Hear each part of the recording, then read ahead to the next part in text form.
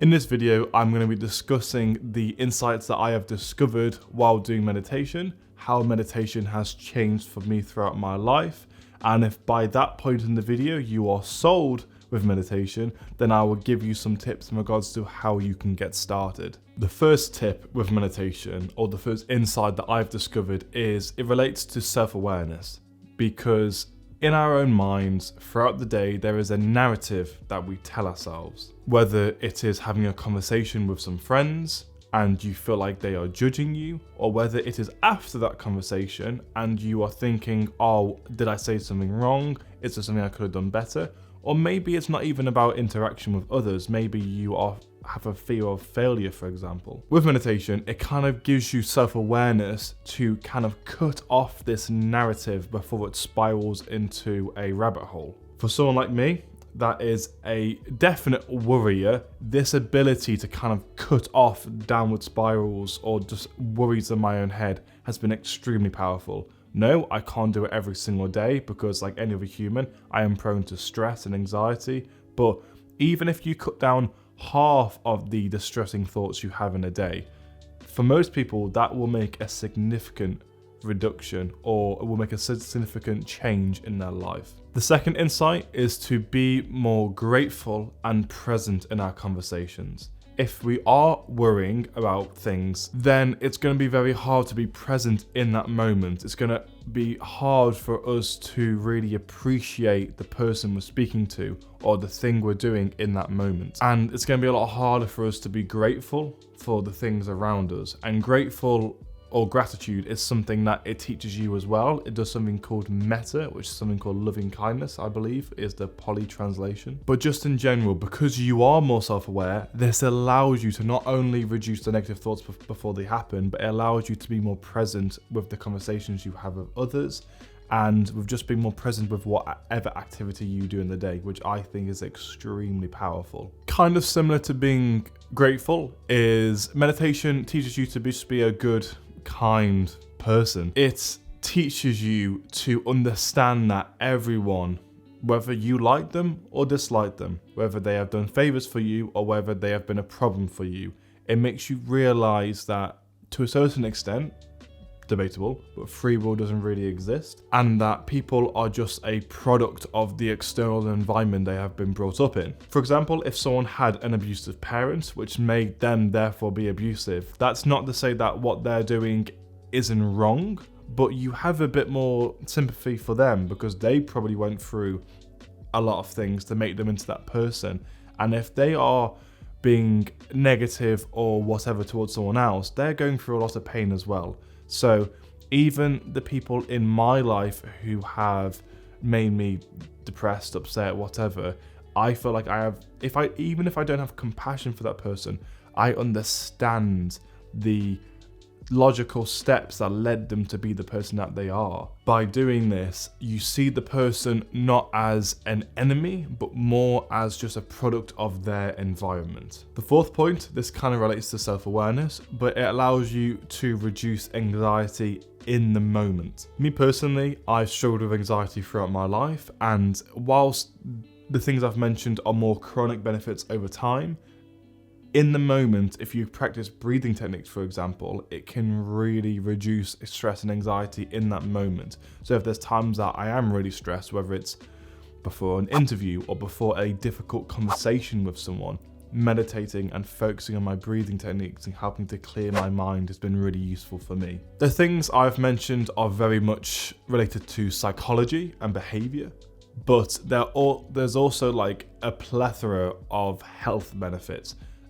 Such as I think there's a lot of studies talking about increasing grey matter within the brain, or studies showing that meditation reduces dementia in people and lots of other neurodegenerative diseases. I'm not going to refer to any of these studies because if you literally go on Google Scholar or PubMed and type in meditation health benefits, or even most websites, they will show you so much literature on this topic. It's kind of well understood by this point. So if the health benefits alone are not enough to motivate you to meditate, then all of the previous things I've mentioned in regards to just being a better person, being a better brother, sister, mother, son, friend, whatever, should hopefully motivate you to at least start meditation. Next is a bit more rambly, but it's kind of my journey with meditation. When I was 16 to 17, I was going through a bit of a rough patch in my life,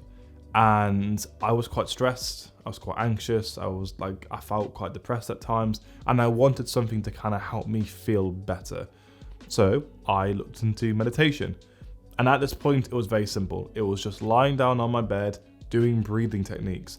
But this alone made a huge difference to my quality of life and how I felt. And I was like, whoa, like something as simple as breathing has this much of an impact on my mental health?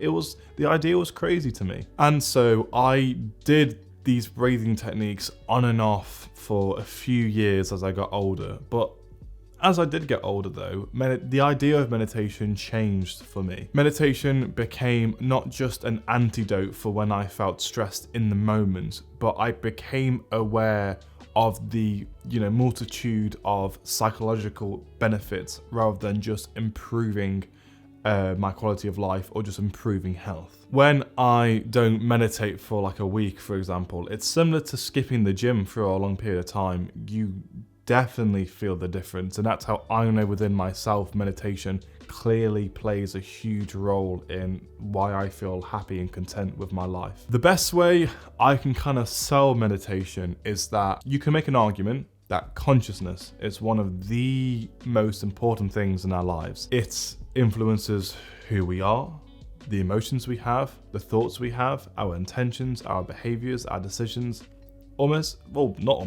literally everything. So saying that, why wouldn't you want your mental health and your mind to be as healthy and capable as it can be? So if you have made it this far in the video and you are sold with at least giving meditation a go, or at least picking it up again, then I would advise you downloading a free app called Waking Up by Sam Harris. The reasons why I recommend this app are numerous, so I will try to break it down here. The first thing is the cost. The app does cost money. However, Sam Harris has a pricing strategy so that because the app is meant to improve your mental health and try to allow you to understand consciousness and your mind better, it kind of wouldn't make sense for the app to give you stress financially if you need to pay for it.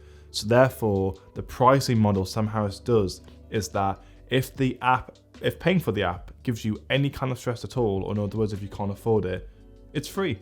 All you've got to do is email their customer services and say, oh, I can't afford the app, could I please have it for free? And they'll give you a link or a code to get it for a year's subscription. And all you gotta do is every year just email them again to renew it. This to me is the most ethical way to sell a product that I have ever seen in my life, but I understand this is more applicable to this kind of app because it's to improve mental health compared to other products you might sell. But if you can afford the app, don't be stingy, pay for it. The majority of Sam Harris's money, I believe, goes to charity anyway. The second reason you should download the app is because the app has a 28-day introductory course. So it doesn't throw you in the deep end and expect you to meditate for an hour and just sit there. It guides you through meditation, and from my experience, talks about the worries and doubts you have of meditation whilst you have them in the introductory course. The third reason is because the app is nicely split into two sections, mostly. It's split into a practice part, so you can actually practice different types of meditation, whether it's metta or other types. And there's a theory part. So the theory part is more educational and it's more of like a talk, similar to like a podcast, for example. And that's meant to educate you on loads of different topics related to meditation, psychology, mindfulness, philosophy.